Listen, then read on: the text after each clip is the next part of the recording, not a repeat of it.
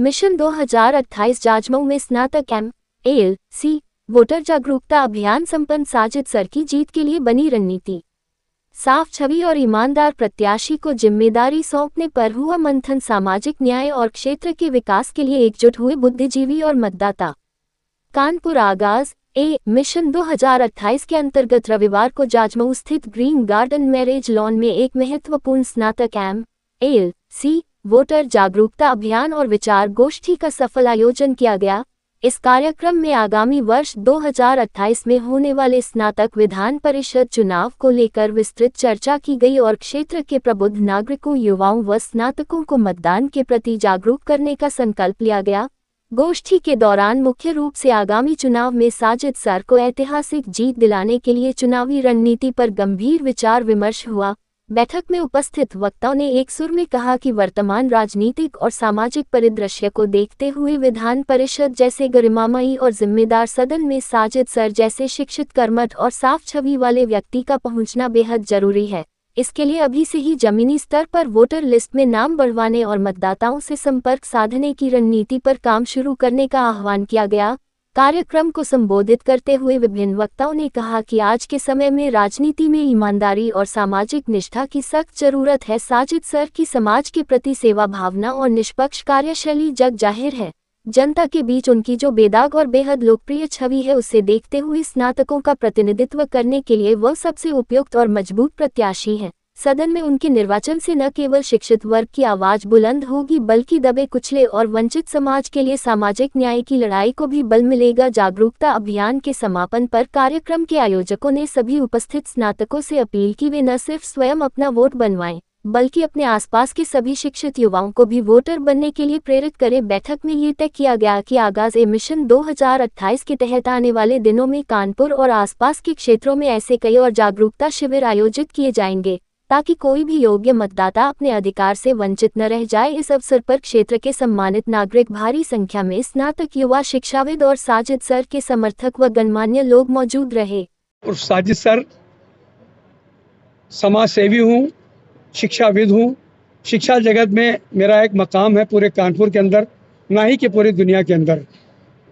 मेरे दिल में ख्याल आया कि एक ऐसी पोस्ट है एमएलसी की जिसमें अगर मेहनत की जाए और अगर इसमें आपको कामयाबी मिल जाए तो शिक्षा के जगत में एक नया रूप आ सकता है।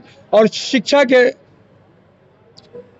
उसमें हम लोग मिल के काम करेंगे। जितने भी स्कूलों में जो परेशानियां हैं जिस तरह की, उसको हम दूर करेंगे। इसी मकसद के तहत हमने एमएलसी के लिए आज आगाज़ मुहिम 2028 शुरू किया है, जिसमें वोटर्स के लिए बेदारी पैदा करेंगे।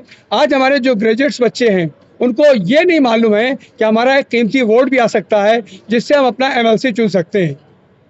किसी भी बच्चे से बात करो जो ग्रेजुएट है, उससे पूछो आपने अब तक कितने इलेक्शन देखे हैं, तो यही बताता है पार्षद का देखा है, विधायक का देखा है, सांसद का देखा है और मेयर का देखा है। अब इसके बाद तो कहता है नहीं, इसके बाद मुझे इल्म नहीं। फिर मैं उसको बताता हूँ नहीं, आपका एक वोट आता है जिसमें आप ग्रेजुएट अगर हैं तो आप 2025 में अगर आपने ग्रेजुएशन कर ली है तो आप वोट दे सकते हैं, बशर्ते कि आपका वोट आना चाहिए। इसके लिए हम आपके दरवाजे पर पहुंचेंगे और आपका नाम रजिस्ट्रेशन कराकर वोटर लिस्ट में डलवाएंगे और उस मुहिम को आगे बढ़ाकर इंशाल्लाह कोशिश करेंगे। शिक्षा के क्षेत्र में आपका क्या योगदान है? मेरा बचपना शिक्षा से जुड़ा रहा। मैंने अपनी ज़िंदगी का सबसे पहला ट्यूशन 12 साल की उम्र में 1 रुपये महीने पर पढ़ाया था और आज भी माशाल्लाह मैं ग्रीनवुड पब्लिक स्कूल, जो मेरे 3 स्कूल चलते हैं, मैं पढ़ा रहा हूँ। मेरी मात्र फीस स्कूल की 300 रुपये है और आधी 150 रुपये है और जिस बच्चे के पिता नहीं है उसकी 50 रुपये है। इसके बावजूद मैंने एक नई स्कीम और भी चलाई है, जिस बच्चे के बाप नहीं है और माँ की कोई जिम्मेदारी कहीं से नहीं पूरी होती है तो पूरे साल की फ़ीस और किताबें मैं अपने स्कूल से उसको दूंगा। इस तरह से मैं शिक्षा जगत के लिए मेहनत कर रहा हूँ। मैं चाहता हूँ कि हर बच्चा शिक्षित हो जाए। जो समाज शिक्षित है वही समाज विकसित है। बाबा साहब अम्बेडकर कहा करते थे कि शिक्षा वो शेरनी का दूध है, जो पिएगा वो दहाड़ेगा। तो इसलिए मैं चाहता हूँ कि इस लाइन में शिक्षा विभाग की तो मैं मेहनत कर ही रहा हूँ। अब अगर एमएलसी के इलेक्शन को अगर फाइट किया और जीत गया तो मैं क्रांति लाना चाहता हूँ शिक्षा जगत के अंदर। जो ये स्कूलों में बड़ी बड़ी फीसें ली जाती हैं गार्जियनों से, जो बेचारे गरीब लोग फीसें ना दे पाने की वजह से अच्छे स्कूलों में नहीं पढ़ पाते हैं, तो उनमें एक ऐसी समानता आनी चाहिए, इन स्कूल वालों पर गिरफ्त होनी चाहिए, इनकी पकड़ होना चाहिए, इनको उस फाउंडेशन के अंदर लाना चाहिए कि गरीब बच्चा भी उन स्कूलों में पढ़ सके। इसी मेहनत के तहत मैंने इस मुहिम का आगाज़ किया आज, और कोशिश करूँगा कि आप सबके दुआओं से मैं मेहनत करके इस मकाम पर पहुँचूँ कि मैं आप सबके साथ मिलकर एरिया वाइज कैंप लगाऊंगा, एक एक एरिया चुन के वहाँ जाऊंगा, वहाँ मेरे जितने हमदर्द हैं उनके साथ मिलकर कैंप लगाकर दरवाजे दरवाजे दस्तक दूंगा, और जो बच्चे उसमें ग्रेजुएट्स हैं वहीं पर उनका फॉर्म भरूंगा, उनके सर्टिफिकेट लूँगा, फ़ोटो लूँगा, बाकायदा हमारा पूरा कैंप होगा, उसमें फ़ोटो कॉपी मशीन होगी, फोटोग्राफर होगा, सारा काम 2 मिनट में वही करके दूंगा। और मैं उनका हर एरिया में एक कैंप लगेगा, जब तक वो एरिया कंप्लीट नहीं हो जाएगा तब तक दूसरे एरिया में नहीं जाएंगे। सर क्या कुछ खास यह है कि शिक्षा के जगत में जो बेहतरी कर सकते हैं वो हम करने की कोशिश करेंगे। आज तक जितने एमएलसी बनकर गए हैं उन्होंने शायद शिक्षा के जगत में कोई ऐसा कार्य नहीं किया है जो सराहनीय हो। क्या आप मानते हैं? लोगों का ही इस वक्त शिक्षा जगत पर राज है। आप अगर किताबें उठाकर दें, किताबें आपको फला जगह से मिलेगी, ड्रेस आपको फला जगह से मिलेगी, और आपको इतना डोनेशन देना पड़ेगा, आपको ये सब करना पड़ेगा। बताइए मिडिल क्लास का आदमी जिसकी सैलरी सिर्फ 15,000, 20,000 रुपये, 25,000 रुपये, वो इन अच्छे स्कूलों में कैसे पढ़ाए? इसके लिए ज़रूरी है कि शिक्षा जगत का स्तर ऊंचा उठाया जाए। जैसे मैं बताने जा रहा हूँ, हमारे एरिया में एक हलीम कॉलेज स्कूल है।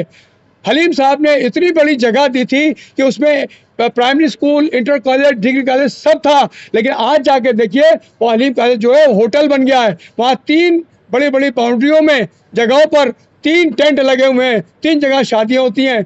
हलीम के इर्द गिर्द जितनी जगह थी वो सब फ्लैट्स बनाकर बेच दिए गए। क्या हलीम साहब ने इसी दिन के लिए ये दिया था? इसी तरह से मेमोरियल स्कूल जो आजकल आयशा सिद्दीका के नाम से चल रहा है, उसका भी यह इशारा है कि आप देखिए फीस बहुत मोटी मोटी है, लेकिन जब आप उन बच्चों का टेस्ट लें तो देखें उन बच्चों को कुछ नहीं आता है।